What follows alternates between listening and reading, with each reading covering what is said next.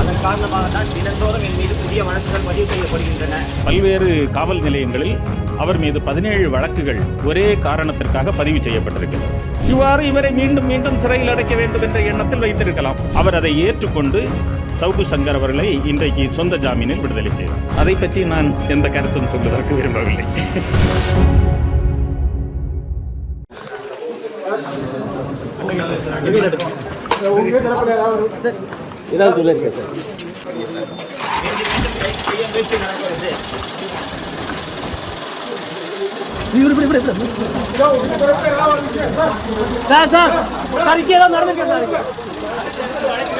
செய்ய முயற்சி நடக்கிறது.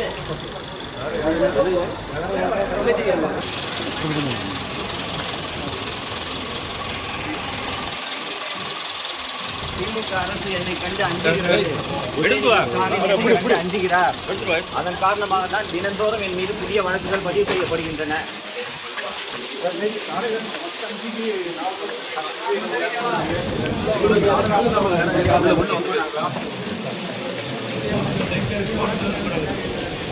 குளித்துறை அனைத்து மகளிர் காவல் நிலையத்தில் பதியப்பட்ட வழக்கு தொடர்பாக அவரை இன்று நீதிமன்றத்தில் ஆஜர்படுத்தினார்கள். அவரை ரிமாண்ட் செய்வதற்கு நாங்கள் அவர் தரப்பிலே எதிர்ப்பு தெரிவித்தோம். பல்வேறு நீதிமன்றங்கள், பல்வேறு காவல் நிலையங்களில் அவர் மீது 17 வழக்குகள் ஒரே காரணத்திற்காக பதிவு செய்யப்பட்டிருக்கிறது. அந்த வழக்குகளில் மேம்பட்ட அதிகமான வழக்குகளில் அவருக்கு ஜாமீன் கிடைத்துவிட்டது. சில வழக்குகளில் அவரை நீதிமன்றம் ரிமாண்ட் செய்யாமலே அவரை சொந்த ஜாமீனில் விடுதலை செய்துள்ளது. ஏனென்றால் உச்ச நீதிமன்றம் சில வழிகாட்டுதல்களை கூறியுள்ளது. ஒரே காரணத்திற்காக பல்வேறு காவல் நிலையங்களில் வழக்கு பதிவு செய்வது நிலைக்கத்தக்கதில்லை என்கின்ற உச்ச நீதிமன்றத்தின் தீர்ப்பையும் இன்றைக்கு எடுத்து காட்டினோம். மாண்புமிகு நீதிபதி அவர்கள் முன்னிலையில் அவர் அதை ஏற்றுக்கொண்டு சவுக்கு சங்கர் அவர்களை இன்றைக்கு சொந்த ஜாமீனில் விடுதலை செய்தார். இந்த கேஸ் என்ன காரணத்துக்காக போடப்பட்டுள்ளது? இவர் வெளியே இருந்த ஏதாவது அரசுக்கு எதிராக தொடர்ந்து செயலாற்ற இந்த வழக்கு பதியப்பட்டுள்ளதா? அரசு தரப்பின்படி பெண்மைக்கு இழிவு ஏற்படுத்துகின்ற விதத்தில் பெண் காவலர்களையும் பெண் காவல் அதிகாரிகளையும் அவர் இழிவாக பேசியதாக கூறி வழக்கு தாக்கல் செய்யப்பட்டிருக்கிறது.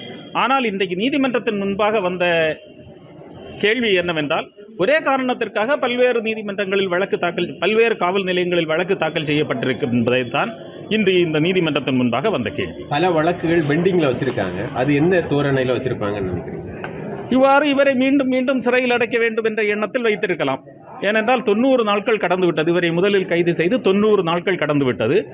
ஆகவே இவ்வாறு ஒவ்வொரு நீதிமன்றத்திலும் எவ்வளவு ஒரு வழக்கு தாக்கல் செய்து மற்றொரு வழக்கில் அவர் சிறையில் இருப்பதாக இருந்தால் எவ்வளவு சீக்கிரத்தில் அவரை நீதிமன்றத்தில் ஆஜர்படுத்த முடியுமோ அவ்வளவு சீக்கிரத்தில் ஆஜர்படுத்த வேண்டும். அதைத்தான் குற்றவியல் விசாரணை முறை சட்டம் சொல்லுகின்றது.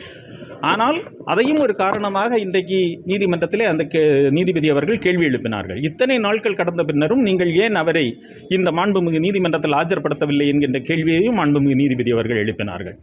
ஆகவே அவரை மீண்டும் மீண்டும் வழக்குகளை போடுவதும் அவரை சிறையிலே வைத்திருக்க வேண்டும் என்கின்ற ஒரே எண்ணத்திற்காகத்தான் என்று தோன்றும். அரசு கருத்துரிமைக்கு எதிராக செயல்படுதுன்னு சொல்லலாம்.